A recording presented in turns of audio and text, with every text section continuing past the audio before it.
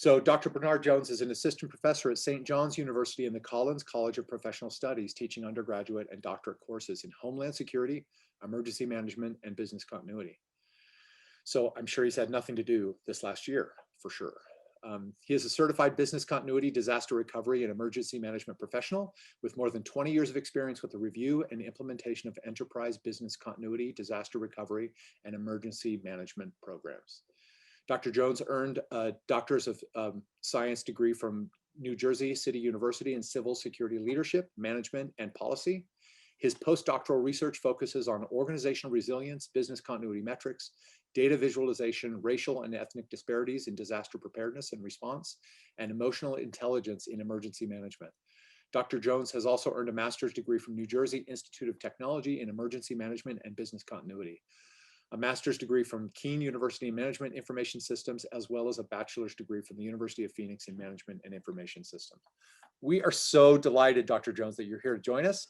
And without further ado, I'm going to turn it over to you and thank you for your time. Excellent. Hope you guys can all hear me well. Let me share my screen. Yeah, your audio is coming through great. Is it okay? Yeah. Excellent. So I want to start off by saying I'm quite humble for this true honor to be able to provide some information as a keynote today. I'm going to talk about a bunch of different topics, but my hope is that this will cause some a chance for us to have a conversation, something that hopefully will resonate with you and that you can take away. And I hope this is not the first and only time we're talking. I like to continue to build my connections and my collaborations with professionals, academics, researchers, and especially the good folks at Koali. So thank you again for allowing me the opportunity to present today. So the title of my presentation is The Influence of Crisis Situations on Teaching and Learning in Higher Ed. I want to say a special thanks to Terry for connecting with me and providing me again this opportunity. Yes, it's been quite busy this last year for sure, but there's just been so many different issues and problems out there that we just need to kind of take a deep dive and try to solve. I hate saying the word new normal. I mean, it's becoming an overused term, but in a sense, this is a new normal. And these crisis situations with, COVID-19 being one of the dominant ones, if not the dominant situation going on, it's taught us a true lesson around, how crisis situations and disasters are influencing not just our daily operations, but teaching and learning in higher ed. So what can we learn from these crisis situations? We'll go into some more depth, what I've seen and what I've encountered.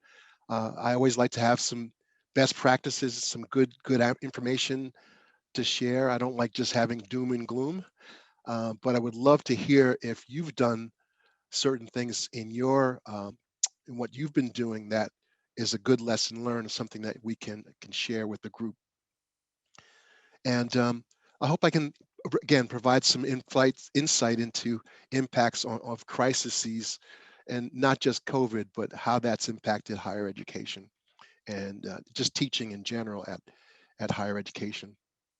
And without further ado, let me move to the next one. So thank you so much for the introduction earlier. Dr. B would be perfect. Bernie is fine as well as we get to know one another. So a couple of themes I'm going to address: the importance of crisis and emergency management. Again, I think it goes without saying, and I hope I'm not making this more trivial than it is, but I always like to start with that theme, just to ground, have a good foundation. I call it the COVID-19 pivot. Maybe again, pivot is maybe not a strong enough word because we all had to go through this in our walks of life, whether it was academic, professional, with our children at school, but there was a sudden shift and a pivot driven by the impact of this global pandemic. I would be remiss if I didn't also mention the impacts that racial and political unrest, especially in 2020, it's taken its toll as well in teaching and learning in higher ed. So I want to talk about that a little bit as well, and then end with a topic. I'm not sure if most of you are familiar with the term emotional intelligence. I've studied it quite a bit since coming after after I've done my doctoral studies, and I have to tell you, I've seen it's being used more and more. Uh, I think it's more and more prevalent in emergency management today, and I'm continuing to talk about this. I talk about it at conferences. I talk about it in small groups. I have a large assortment of academics and researchers that I continue to talk about this particular subject with, and I would love to get your feedback as well. So a little deeper dive in those areas of focus. We'll look at some really quickly crisis and emergency management overview and some principles. Emergency planning, response, and recovery on teaching and learning, and that's more specific around what we did with COVID-19. And then, of course, the influences of crises such as COVID-19 on teaching and learning. The shift to remote hybrid teaching, there were some challenges by far, and I'll talk about those. And I'll also talk about just the positive outcomes, what we did to overcome those challenges. And I think that's a great lessons learned there. And then, of course, the specific, we went from teaching face-to-face when we had the government mandates to go online. And that was interesting, what we learned there, just from flipping the classroom from a face-to-face model to teaching online was a real challenge. But there were some things that we did that actually made that more efficient. And then, as I mentioned earlier, the impact of racial unrest in the U.S., as well as the political situation that's, again, unfolded quite a bit in 2020. And that, along with race and just what's been going on in the country, I saw that just permeate within the classroom. There's no doubt, whether it was with students or across faculty, administrators, and of course talking with parents as well. And then we'll end with the dynamics of emotional intelligence. So again, not to make this trivial, the four main aspects of crisis management: mitigation, preparedness, response, and recovery. Why is this important? I really believe that we take this for granted, and I say those in the higher education space, whether it's faculty, administrators, and those at at the higher education level. It seems we only really get into this when there's an issue. I think it's important that it should be mandatory that there is a course or there is a curriculum or just a part of the onboarding of our academic staff around around crisis and emergency management.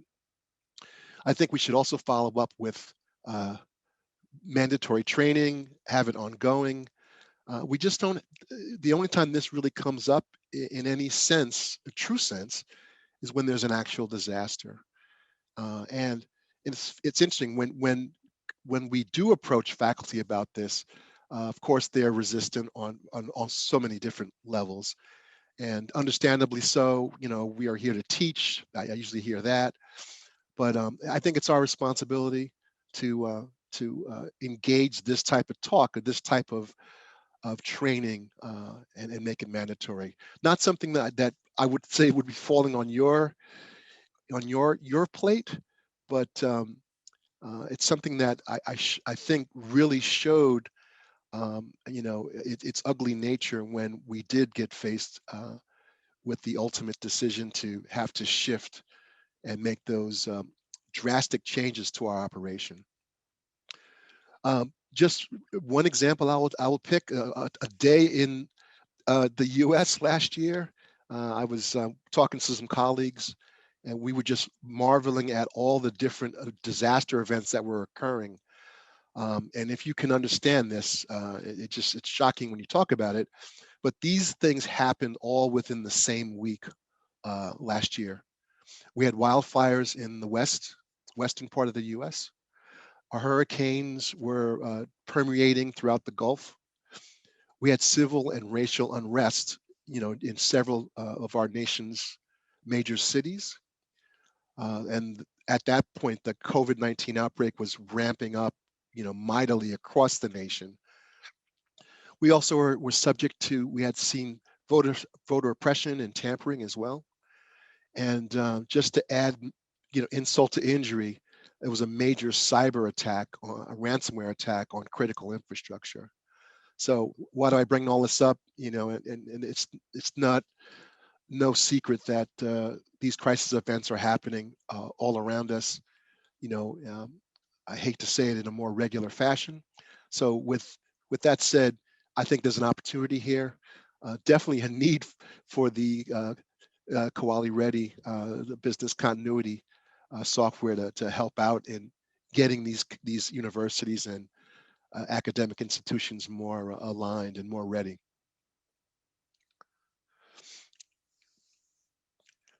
So just a deeper dive as far as what it taught us, having these disaster events occurring, a true lack of emergency planning in higher ed. And I know you mentioned earlier about the fact that you're growing customers by leaps and bounds, which is incredibly, I'm so happy to hear that, because now more than ever, boy, do we need a software tool. We need guidance and support, and all the comprehensive support that Koali brings. So I bring that up because even talking with other colleagues at other colleges, I was getting phone calls about, can you help us with our preparedness and our emergency response to COVID-19? At the same time, working within my own institution around those same issues. So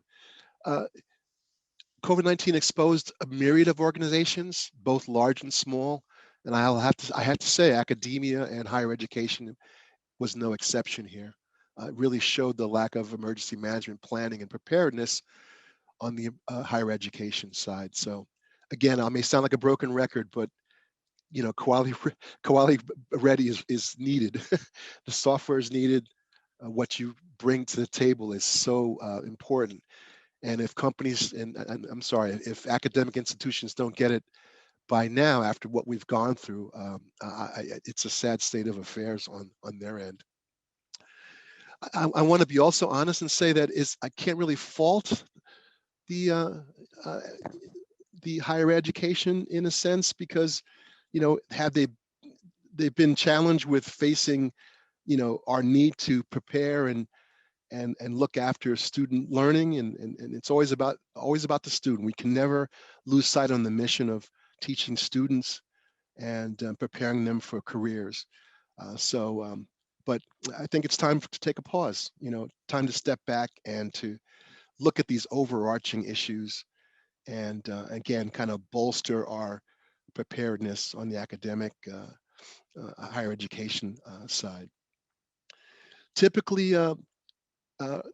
those in higher ed typically feel that public safety or campus security, it's their job to kind of maintain this emergency planning and response aspect.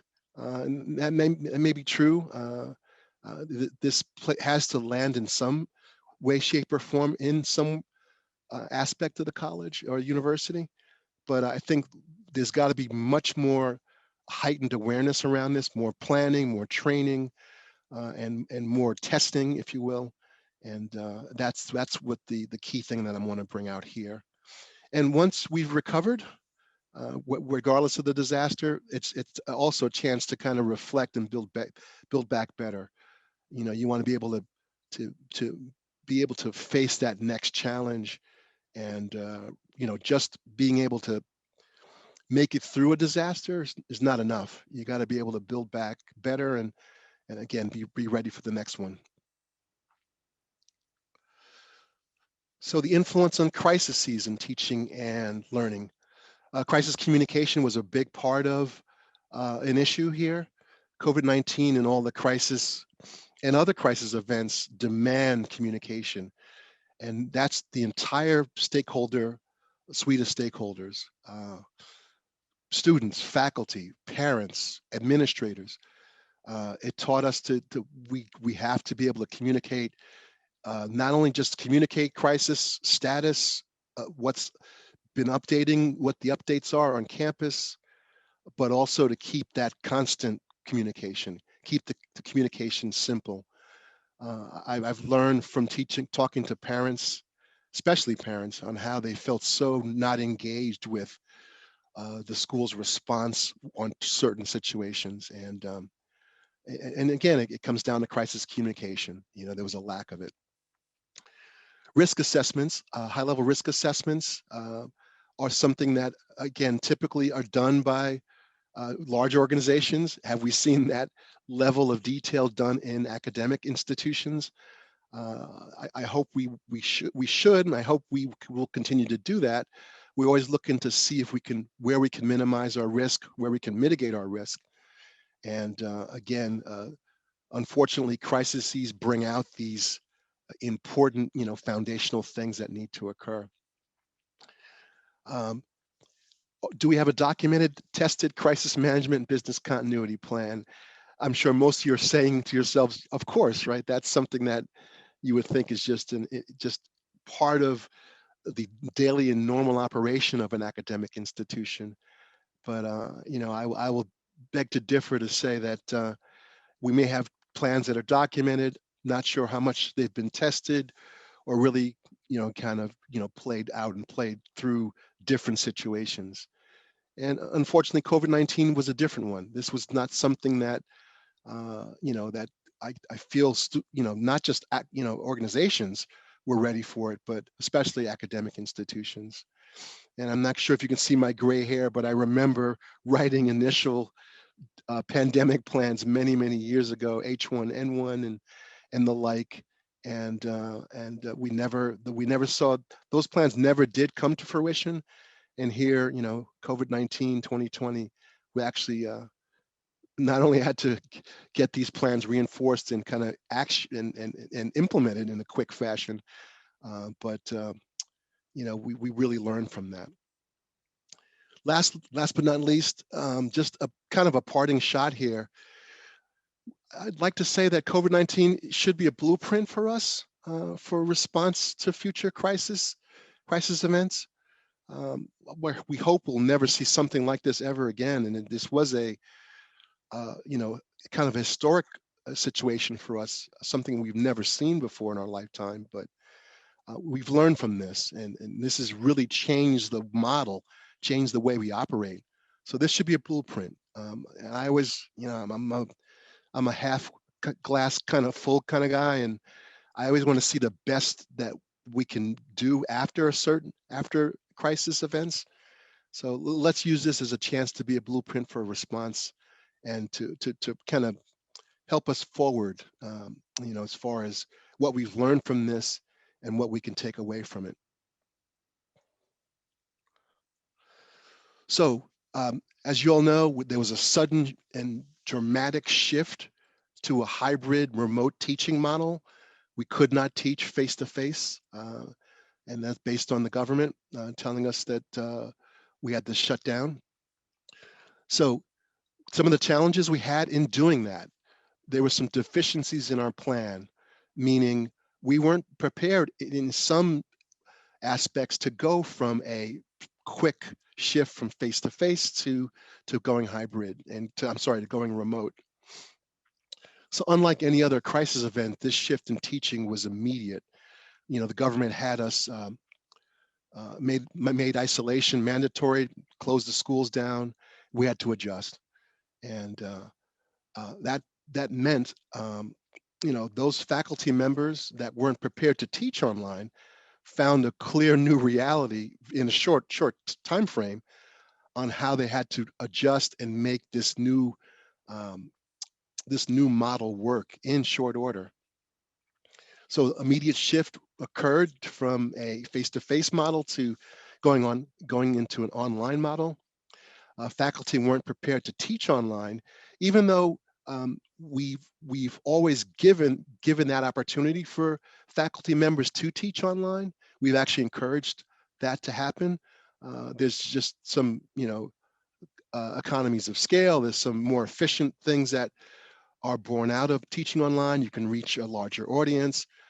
For some, it's just less of a challenge for them if they have to commute. But with that said, those that weren't prepared to teach online were kind of left out of this new model. And we also learned that there was a lack of support and resources, even with the online model upon us. We found that there were some deficiencies there as far as when faculty members were trying to make that transition. There was some deficiencies as far as the support materials and training and resources. But there's good news. As always, we were able to kind of get through that. One thing that was key for us, we mobilized a task force, which was a cross-functional team of individuals across the university. Why is that important? I have to tell you, when you get a diverse set of people in a room, you can meet any challenge, honestly. Each person will see something in a different way. So that task force allowed us to look at all the aspects of this new teaching model. It also gave us a chance to enhance and make a more robust crisis plan. During that time frame when we did meet, how organically did we, enhance our crisis management?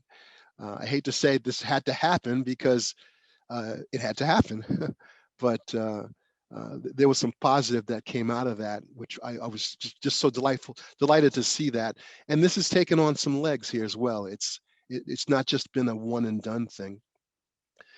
Another benefit, we've updated our technology inventory because we had to. Once again, we had to send teachers home with required equipment. They needed laptops. We had to increase our network bandwidth. All those things were born out of being able to, again, address this sudden shift. And of course, we've now made it mandatory to provide online training for all staff and faculty. So some good news there, as far as we were able to meet those challenges and face them with an appropriate response. So just to reiterate, just before we close the aspect of this pivot to the hybrid online teaching model, just to recap, face-to-face teaching ended rather abruptly, where we had a mandatory shutdown of all our campus locations. That triggered a series of events. Our help desk and tech support staff became really critical, obviously, in this sudden shift. So we had access to them to provide us with resources, needed support, and anything we needed to help with that transition. And it was a quick transition, and it wasn't easy. I won't say this went smoothly in any stretch, but again, it was that partnership, that cross-functional group that allowed us to make that happen. Immediate training on our online learning modules, learning management systems was initiated. At the time, we were using Blackboard as well as Canvas. Now we are switching over primarily to Canvas. So we ramped that up to allow faculty to take training and to get their classes shifted over from a face-to-face model to a fully online model. And I was part of a large team that helped with that transition. It meant actually taking course content and transitioning it over into these learning management systems. And it was around the clock when, again, we made that happen. And of course, when you talk crisis, events, you talk crisis management, constant communication was important and imperative here to keep things going. Issues came up, support, any type of guidance.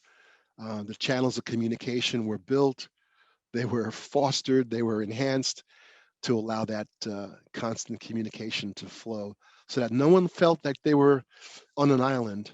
No one felt that they were up against something that was just too great. And I gladly want to say, I proudly, we didn't have any classes canceled, even with all that was going on there. Okay, quick shift, total shift here. I hope I'm not losing anyone here. I know I'm talking about quite a few different topics here. I hope I still have you. Maybe a yes or a nod from someone. Everybody still going okay there? Yes, everybody's coming through loud and clear. All right, all right. I'm Great. sorry, I'm a South Bronx kid and I talk fast, so I hope I didn't lose anybody in translation. So just want to spend a minute here or two. I would just be,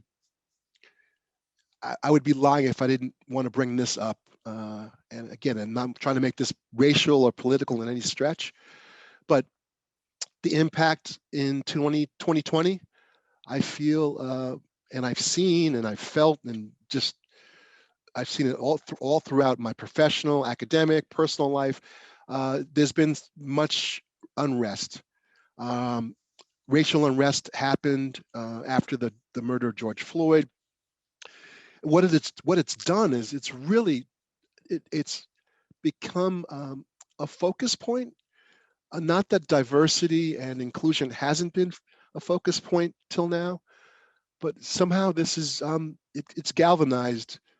I see it in a generation of our young young people. It's resonated. And why do I bring that up? That has resonated in the classroom. It's resonated in discussions among faculty. It's resonated in almost every kind of corner of the university. So it's led to a lot more discussions, a lot more passion has come out. This is, of course, I want to just say it's near and dear to my heart. But Black students, Black faculty, staff, administrators, they've become more emboldened to speak about this, about inequities. I think that's important. Faculty have actually been asked to update course content to include topics on race, diversity, and inclusion. And I had not seen that happen before. That, again, an interesting point to bring up. So what am I leading this all to? This is all leading, in my mind, there's a shift here that's occurring. And again, maybe this has been a gradual shift over time. Maybe what's happened in 2020, again, may have been just a chance for this to kind of come to the surface. But as I put at the bottom on the slide here, as educators, how can we take advantage of this moment? Students are talking in the classroom. They want to learn more about things. They want to feel more included, and I just see that this is a chance for a chance for a real discussion to occur and to continue to occur. And I felt important to bring that up. I also want to mention, as much as we've seen a significant uptick in discussions in just passion around race, the same holds true in our political situation as well. And again, these are my words. I'm not trying to be overly political here, but I feel like at times we're a fractured country in a way. The political, racial, and economic divide, I feel, is widened. A lot more discussions around these topics, and just like we spent the whole first half of this keynote on, COVID-19 and the culture and the just the emergency management and how that's influenced teaching and learning. I see again this second set of race and political upheaval also having such an impact. Has this actually influenced our teaching and learning in higher education? I would say yes. Is this a teachable moment? I would also say yes. I fear that we have a chance to, again, add these conversations into our weave it into our daily practices in higher ed. And again, I think as we talk more as a community, as we talk more teacher to student, student to student, faculty to parents, I think it's an important, it's a chance for us, just like we're going to learn from COVID-19, we're going to be able to take this political unrest, racial unrest, and kind of, again, work with that and discuss it and continue to make inroads into it. Okay, just want to talk about one final topic here, and again, I know we've talked about a myriad of things here, and I hope something's resonated with you throughout this long discussion, and just would love to hear more from you. But anyway, this has been intriguing for me for many years. The concept of emotional intelligence. Not that I can see hands or anything, but I'm not sure how many of you have had a chance to read this book, know about emotional intelligence. Just a transformational, groundbreaking book that was written by Daniel Goleman. I believe it now more than ever, emotional intelligence is needed. There's the high-level concepts around it are self-awareness, self-regulation, motivation, empathy, and social skills. I won't go into detail on each one of those subjects. I please encourage you to take a read, take a look at this book if you have not already. But why do I bring this up? I've been intrigued with this topic because I really feel it's important in that it has a connection, if you will, a connection with emergency management. And I'll be real specific in that it's the aspect of emotional intelligence that Daniel Goleman points out when he talks about empathy.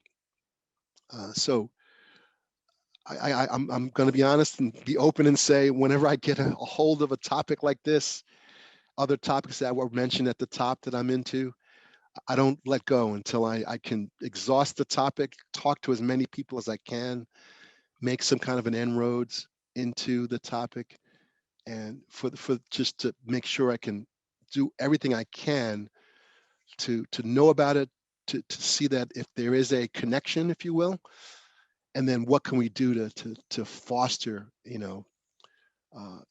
a better understanding around that topic. I believe a link does exist between emotional intelligence and emergency management. My goal is to get with most of you, all of you, who, if you share that same spirit or the same passion, is how do we weave it into course content? How do we make it something we can measure? How do we build it into our tool? Is there a place in your software that can where this can have a chance to be discussed? I'm not sure, but I want to bring that out as far as this is something I'm going to continue to look at, and I think you can see in my face I'm really passionate about this. So I always like to bring this up, and I've spent an entire presentation, entire workshop on just talking about this subject. And I've been thrilled to learn more and more about this as I continue to mention it to different audiences. So the dynamics of emotional intelligence, I feel it's my job to see if I can weave that into our teaching and learning in higher ed. Oops, I am sorry. I think I'm doing good on time here. You are. All Yes. right, excellent. So I think we've reached a pivotal point here. I've talked for the last quite a bit of time. So we have a poll question, actually. We'll go back to that initial discussion on COVID-19. Has the COVID-19 pandemic changed your perspective on crisis response in higher ed? And can they all see the screen there? They can, yes. And it looks like we have about 18 votes so far. Oh, wow. We'll give about 15 more seconds. Okay. We have about 82% of attendees voted. I'm psyched that there's 18 people still there. And a great presentation, Dr. Oh, I'm thrilled. I just hoping I can impart a couple of things we can discuss. Wonderful. Looks like we do have 100% voted, so I'm going to end the poll now and share the results. Oh, excellent. And can you see those results, Dr. Jones? I can, yeah. Looks like 93% say yes, 7% no. So that's great. It's wonderful to see. So I'm at the end of the content, which I think is great because we'll have a chance to have some time to do some Q&A. But I'm a big fan of our old late night host David Letterman would give out his top 10, if you will.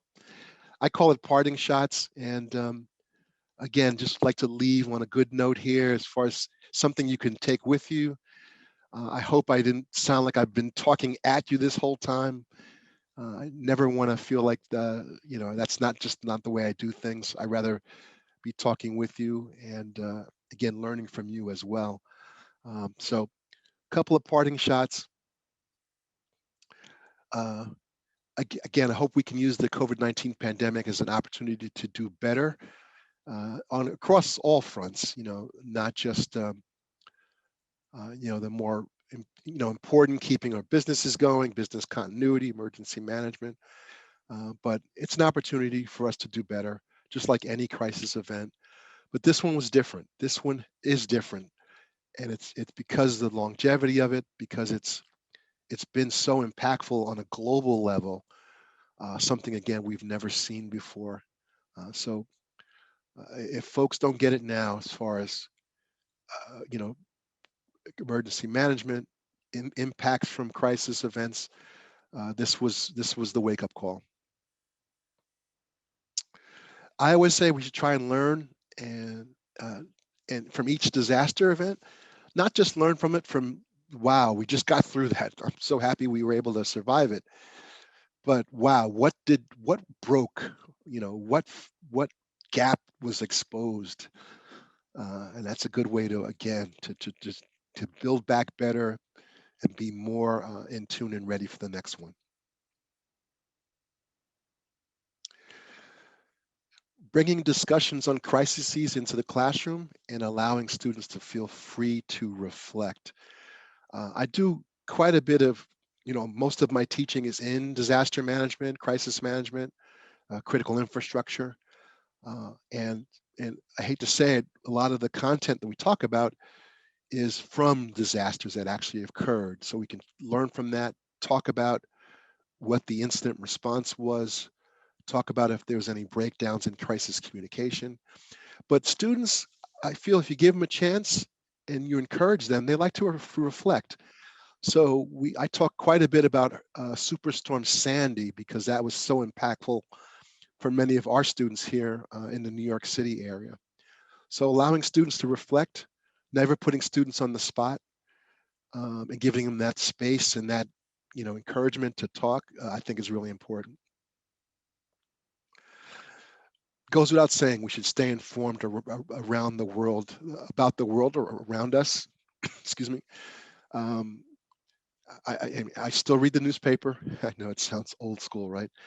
But I'm just amazed, things are just happening more regular now. I'm able to, it used to be a time where once a week I'd find a possibility of weaving something into my course content. now if there's not 2 or 3 things every day, it's incredible. So stay informed around about the world around you. More personal note, do you have that emergency plan at home? Do you have that to-go bag? Are you well versed at how you would communicate if you ever got displaced from your family? Take time for you. It's important. I know we're all professionals. We're all passionate about what we do. We're all subject matter experts, but sometimes it's a little bit of reflection on your own personal situations are what's important and what should be at the top of the list. Continue to ask questions and stay curious about emergency management. I don't think more than I can say there. And practice empathy. I think we all do it. I think we need it now more than ever. Again, based on all the things that are going on. And I think there's a generation that is asking for it, probably begging for it. Now is that time. And I wish we would see so much more empathy in all walks of life. I think it would go a long way in just helping to rebuild things and getting things righted. And thankfully, with COVID-19, the vaccine, and things are starting to turn that around, and that's a positive. It's a positive to have that outlook, a better outlook ahead for us. And let's be at the forefront of leading through crisis events. I know I was challenged when many of my colleagues would call me when the crisis first hit. I'm dealing with things at my own institution, doing some consulting as well. But I felt honored and humbled when those calls came. And so whatever little bit of information I could provide or whatever support I can provide or guidance, again, I felt humbled to be able to be able to give that information. Last but not least, really important, I hope you enjoy the rest of this conference. And again, it's been humbling for me to be able to touch on a couple of different subjects today, and I hope I was able to fit the bill and make this all worthy for you, and I hope you were able to take something away from this. With that said, here's my contact information. I mentioned it earlier that I hope this isn't the first and last time we talk. And with that, do we have time for some questions or? We do. Yep. Terry's going to go ahead and field those. Yeah, so would you, you had a couple of questions yourself there, Dr. Jones. Do you want to go ahead and talk through those? They're on the slide number 13. If you want I to can, sure. Yeah. And then if anybody in the, as attendees have any questions, please go ahead and put those in the chat, and we will certainly get those to Dr. Jones for comment. Okay. What should I show up on the screen there? Do you want me to leave it on that last? Oh yeah, you're good right there. Okay, I can read you some comments while you're doing that. We have one coming out of North Carolina that said, okay, we have moved to make sure our college leadership team at least has an overview of the EOC operations, and NIM 700 is part of any training or hiring. Oh, that's excellent to hear. Okay. Yeah, that came from Wesley out in North Carolina. And then we also have one from Tim in Suffolk University that says, thank you, Dr. B. You mentioned early on that you see a need for mandatory training in crisis and emergency management for faculty. What would that look like? Any ideas on how to best implement something like that? Well, there's quite a bit of great FEMA training, small little kind of tightly woven things that can be done over online. And I would actually just put that as part of the onboarding, part of the kind of mandatory. There's certain trainings we all have to go through, as staff members. Our staff is part of the university.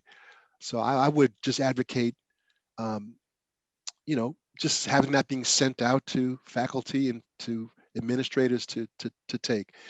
You mentioned earlier that we said the person from North Carolina, they mentioned a particular course. I'm Yes, sorry, he Terry.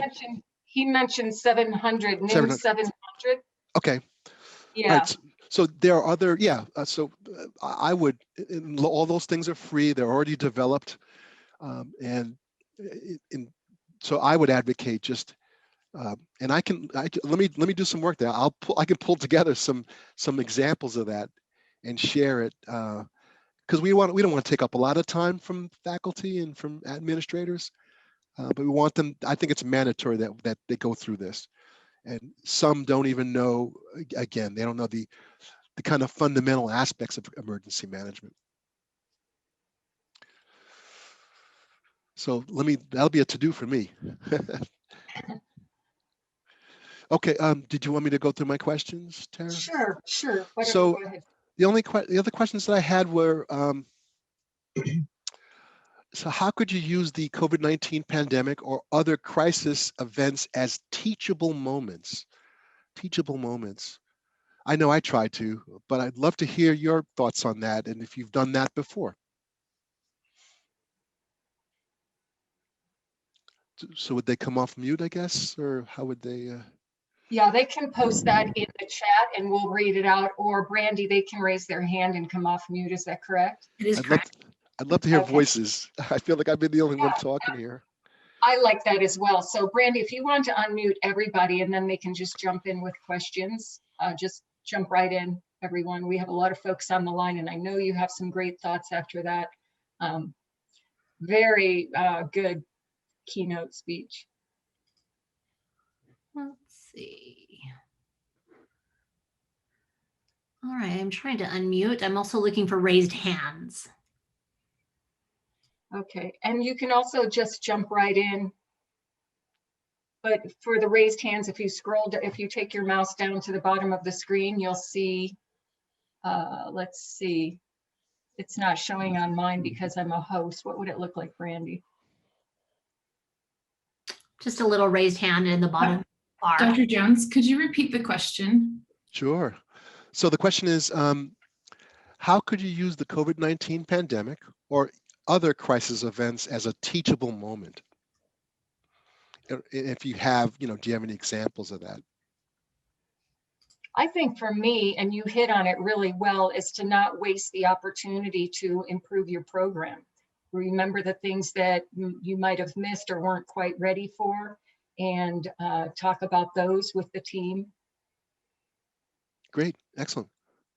And we're seeing a raised hand from Tim. So Tim, you're on mute. Go ahead. There you go. You're up, Tim.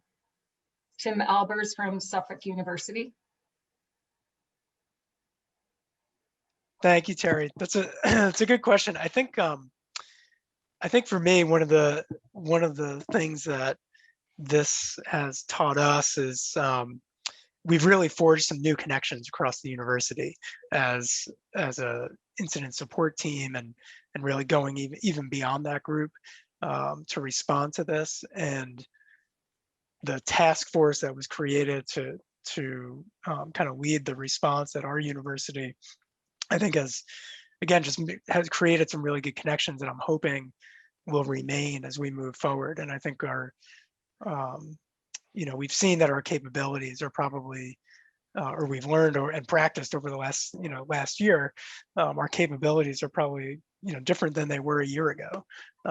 And they've improved over time. And so I hope that sticks around for us. Excellent. That's great to hear, because I mentioned earlier, when we put our task force together, it was a cross-functional group.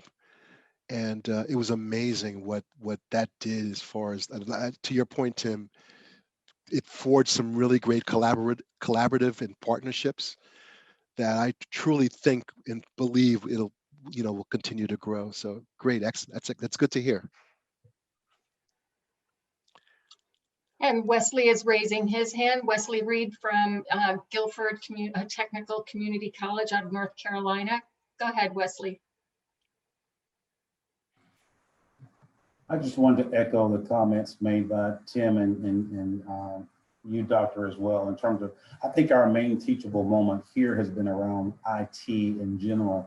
We were really suffering with a lot of funding challenges. I think there were some requests made for, to upgrade the infrastructure, but what the teachable moment specifically for us is it really forced the college's hand to go ahead and upgrade some of our VPN connectivity, move forward with Microsoft Teams, which had been a pending item for a while, which also allowed you to have the Microsoft Office, access, without coming in through VPN.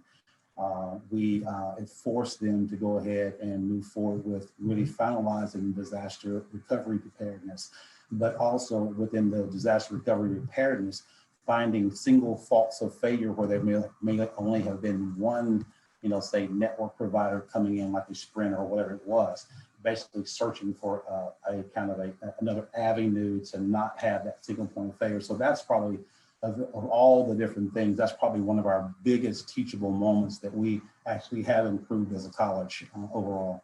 Great. Thank you for sharing. Excellent to hear. So it allowed you to make some pretty big enhancements on the infrastructure and IT side, which is, again, that'll prepare you for the future.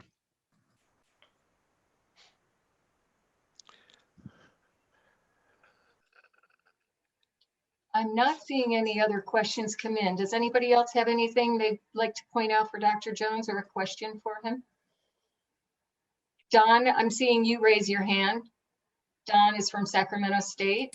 Go ahead, Don, unmute yourself.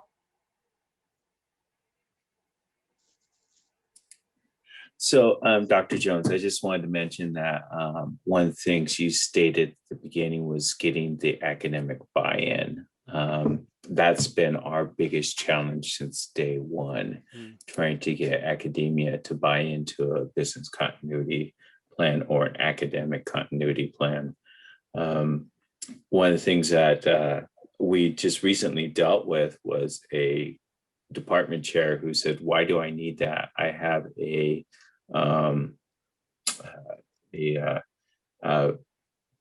department manual." And so we're trying to teach them, if something happens, does this department manual tell you what to do or guide you and went into these steps? And he goes, "Well, none of my staff know about this business continuity plan, and I don't have the time to show them."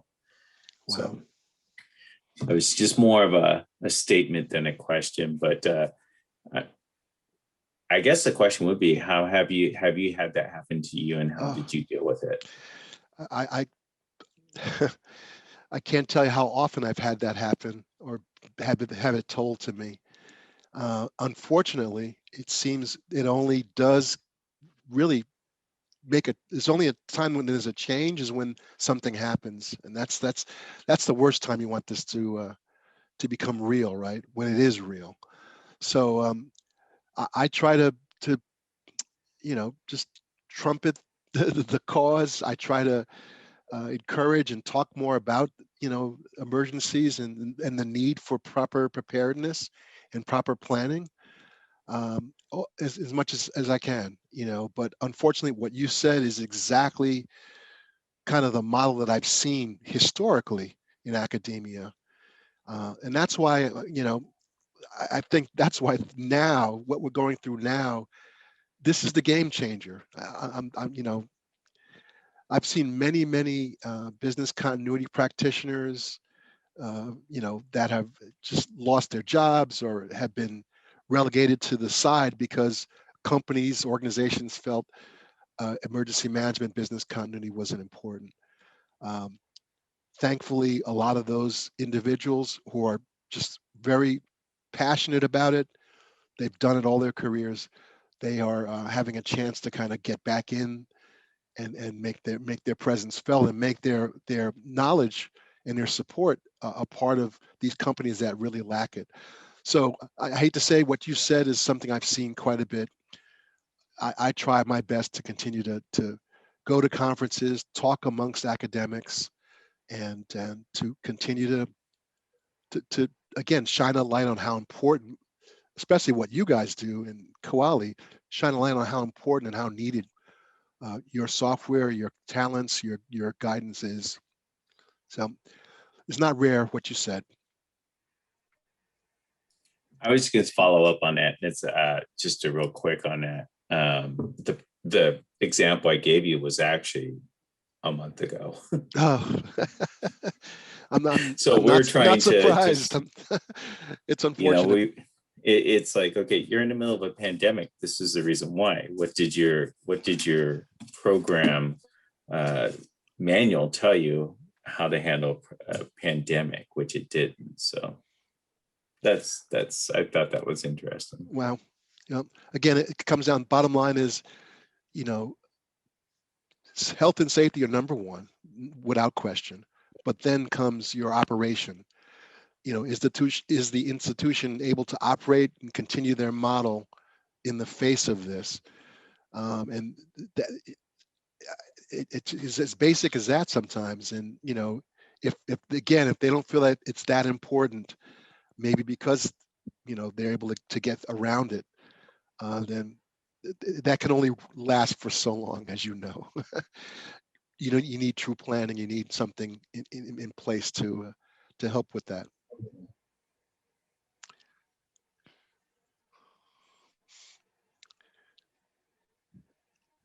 So do you want to throw another question out there, Dr. Yeah, Jones? Or I have one final one. It's more of a conceptual one, and I hope there's it's not too you know, out there.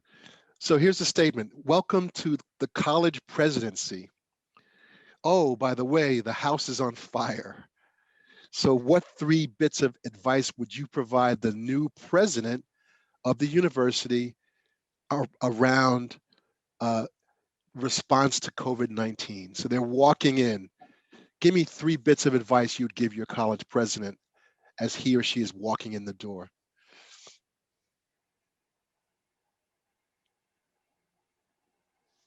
They could just Turn be around and one. walk back out. That's 4 words. I don't. I hear you. It could just be words. It doesn't have to be you know. Turn around and walk back out. So that's 5 words.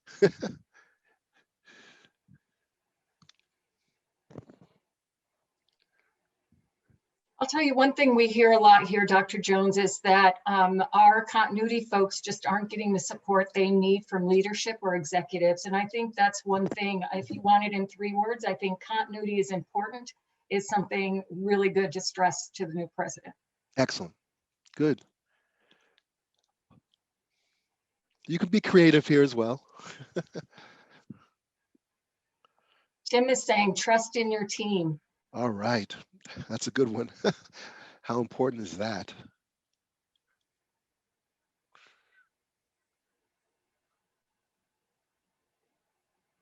I would say communication, communication, communication. Oh boy, that's just, number 1, right? Yeah, any crisis, I'm thinking even in any walk of life, you know, if something's going on that's bad, you just got to be able to communicate up status, where are we? And it's got to be consistent. It's got to be easy to understand as well.